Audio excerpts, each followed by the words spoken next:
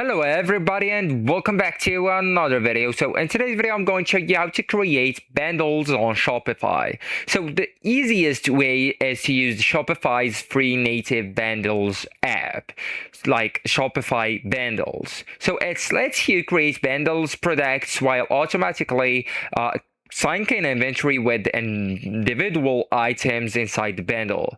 So actually guys, you will need to install the official Shopify bundles app, and to do that you will need just to go to the apps right here that you can find on the settings at the bottom on left hand menu, and then just go with the apps right here, and now just go with the Shopify app store, right? So now you will be forwarded into the Shopify app store right here. So all you need to do is to go to the search bar at the top and then just go with bundles, right?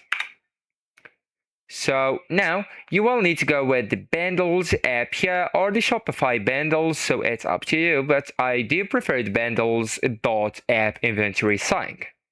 Right, so now just go ahead with install right here, and then you will get forwarded back into the admin.shopify here. So all you need to do here is to confirm the installation by clicking on install at the bottom right of that menu, and then you will need to go with activate the 15-day free trial.